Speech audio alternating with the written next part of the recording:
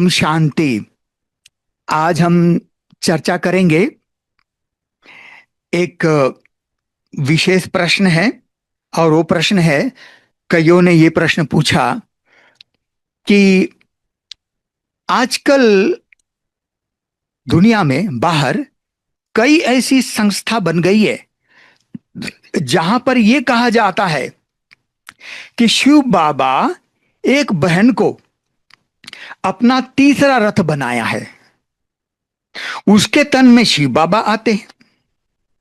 कहा तो यह भी जा रहा है कि वही श्री कृष्ण की आत्मा को जन्म देने वाली है।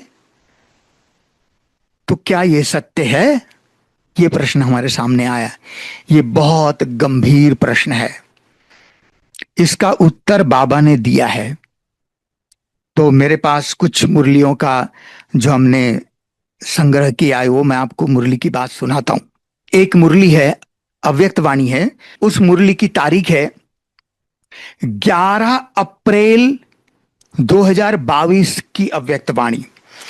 11 अप्रैल 1982 की अव्यक्त वाणी में पार्टी के साथ मुलाकात करते समय प्रश्न उत्तर में, प्रश्न की बाबा से प्रश्न पूछते ना, तो प्रश्न उत्तर में बाबा ने कहा, क्या कहा बाबा ने?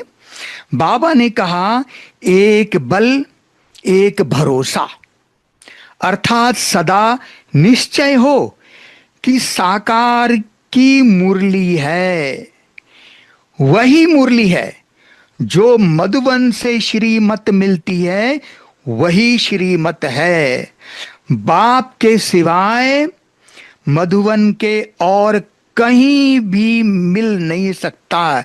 बाप सिवाय मधुबन के और कहीं मिल नहीं सकता, भगवान उवाच, है ना। तो बाबा को मिलना होगा, अगर तीसरा रथ भी बनाना होगा तो मधुबन में ही बनाएगा ना, बाहर क्यों जाएगा बनाने? थोड़ा सोचिए, है ना। ये भगवान उवाच, मैं नहीं बोल रहा हूं, भगवान उवाच। तो बाप सिवाय मधुबन के और कहीं मिल नहीं सकता। सदा एक बाप की पढ़ाई में निश्चय हो। मधुबन से जो पढ़ाई का पाठ पढ़ाया जाता वही पढ़ाई है, दूसरी कोई पढ़ाई नहीं। अगर कहा भोग आदि के समय संदेशी के द्वारा बाबा का पाठ चलता है तो यह बिल्कुल रॉन्ग है। भगवान वाच, बाबा कह रहे हैं यह बिल्कुल रॉन्ग है, यह भी माया है। इसको एक बल एक भरोसा नहीं कहेंगे, इसको एक बल एक भरोसा नहीं कहेंगे। मधुबन से जो मुरली आती है उस पर ध्यान दो, नहीं तो और रास्ते पर चले जाएंगे। मधुबन में ही बाबा की मुरली चलती है, मधुबन में ही बाबा आते हैं। इसीलिए हर एक बच्चा यह सावधानी रखें। जिन भी आत्माओं के मन में ये प्रश्न है वो कान खोल के सुन ले। भगवान वाच, बाबा कह रहे हैं इसीलिए हर एक बच्चा ये सावधानी रखे, नहीं तो माया धोखा दे देगी। भगवान वाच। अब एक मुरली और है। इस मुरली की तारीख है 1 मई 2021, 1 मई 2021, 1/5/2021 की मुरली में बाबा ने कहा, बाकी ध्यान दीदार में तो माया की बहुत प्रवेशता होती है।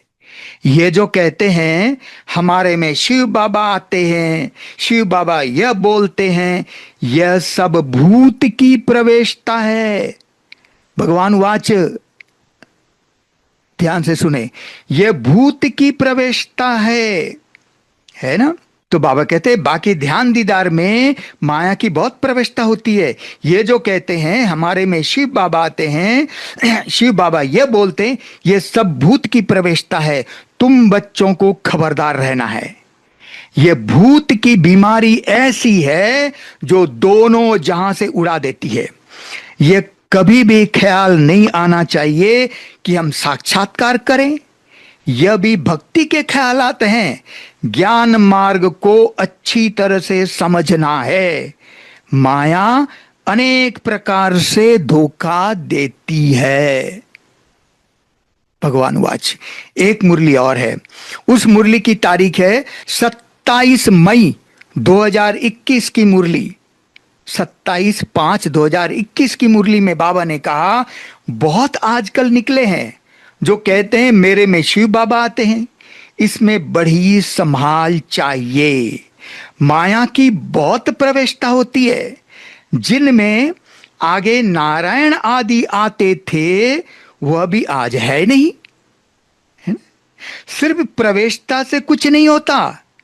बाप कहते हैं माम एकम याद करो, बाकी मेरे में ये आता वह आता, ये सब माया है। यह सब बाबा ने सावधान कर दिया। इस चक्कर में बिल्कुल मत पड़िए कि फलाना शहर में फलाने के तीसरे रथ में बाबा आते, बिल्कुल नहीं। बाबा ने कह दिया ये भूत की प्रवेशता है।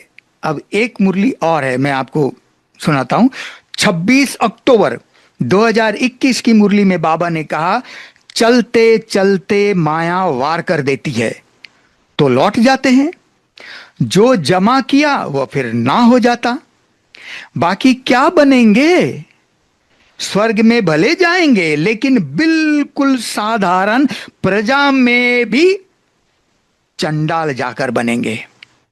प्रजा में भी चंडाल जाकर बनेंगे। सभी चाहिए ना। स्वर्ग का मालिक बनते बनते अगर पढ़ाई छोड़ देते तो उन जैसा मूर्ख दुनिया में कोई होता नहीं। भगवान उवाच, मैं नहीं बोल रहा हूं, भगवान उवाच, है ना। तो इसीलिए हम बाबा के बच्चों को निश्चय बुद्धि होकर रहना है ना। वो तो देखिए, ये तो सब माया के पेपर्स है ना, और ये तो जो ब्राह्मणों का जो झाड़ है ये भी तो हिलेगा ना, क्योंकि इसमें कई पत्ते झड़ेंगे ना। तो जो बाबा के पक्के बच्चे हैं वह रह जाएंगे, बाकी चले जाएंगे। जो उसके जो हमारे देवी देवता कुल के होंगे वो तो बिल्कुल पक्के निश्चय बुद्धि होंगे। जो सतयुग का आदि की जनसंख्या है 9,16,108, ये पक्के निश्चय बुद्धि बच्चे 84 जन्म लेने वाले होंगे, है ना। तो इसी तरीके से हमें बहुत खबरदार रहना है और अपने पुरुषार्थ पर ध्यान रखना है ना। कौन तीसरा रात, कौन चौथा रात है। बाबा देखिए, भक्ति मार्ग में 2 नंदीगण का गायन है। शिव मंदिर में 2 नंदीगण दिखाते हैं, है ना। वो दोनों यहाँ के यादगार है ना। ब्रह्मा बाबा पहला नंदीगण और दूसरा गुलजार दादी। तीसरा रथ कोई होता ही नहीं है। अगर बाबा को लेना होता तो हमारे यज्ञ में इतने बड़े बड़े ध्यान में जाने वाली भी हमारे मोहिनी दीदी कम है क्या? ध्यान में संदेश लाती है, तो बाबा उनको रथ नहीं बना सकते थे? बाबा को बनाना होता तो मधुवन में ही बनाएंगे, परंतु भगवान वाच। इसीलिए किसी भी माया के धोखे में नहीं आना है। और आप सोचिए ना, मैंने पिछले वीडियो में भी बताया हुआ है कि श्री कृष्ण का कब कब जन्म होगा, कौन माता पिता बनेंगे। उस मुरली में डिटेल बताया है कि देखिए भाई, आप सोचिए, श्री कृष्ण तो पहला राजकुमार है ना, विश्व का प्रथम महाराजकुमार है। तो श्री कृष्ण तो वहां कहां जन्म लेगा? वो रायपुर में जन्म लेगा क्या भाई? वो तो दिल्ली गद्दी में जन्म लेगा, क्योंकि जब तक उसका पिता राजा नहीं बनेगा, क्योंकि वो राजकुमार है तो उसका पिता राजा बनेगा तभी तो राजकुमार कहलाएगा। तो जब ये हमारी डेमोक्रेसी खत्म होकर के, है ना, सिविल वार के बाद सब फिर जब उनके हाथ में, है ना, राजगद्दी आ जाएगी तो राजा बनेंगे, तो उसके बाद ही विनाश होगा, फाइनल विनाश होगा। और फाइनल विनाश होने के बाद फिर पवित्र धरनी में जन्म होगा, क्योंकि बाबा ने कहा है पावन देवताएं पतित धरनी में जन्म नहीं ले सकते, है ना। और दूसरी बात, श्री कृष्ण प्रथम महाराज कुमार सर्वांग सुंदर होगा, तो उनके माँ बाप भी तो उतने सुंदर होंगे ना, फिजिकली भी, है ना। तो आप थोड़ा शक्ल तो देखिए, है ना, तीसरा रथ का शक्ल तो देखिए। आपको लगता है है ना, कोई रूहानियत नजर आती है। खैर जो भी है, मैं उस बात में नहीं जाता हूं, परंतु श्री कृष्ण की आत्मा इतनी महान आत्मा है ना, तो ये प्रथम विश्व महाराज कुमार है। जब उनका पिता राजा बनेगा, फिर न्यूक्लियर वार महाविनाश हो जाएगा, उसके बाद धरनी, पूरी प्रकृति पवित्र बन जाएगी, शांत हो जाएगी। उसके बाद फिर महल बनेंगे, फिर उस महल में श्री कृष्ण का जन्म होगा, है ना। ओम शांति।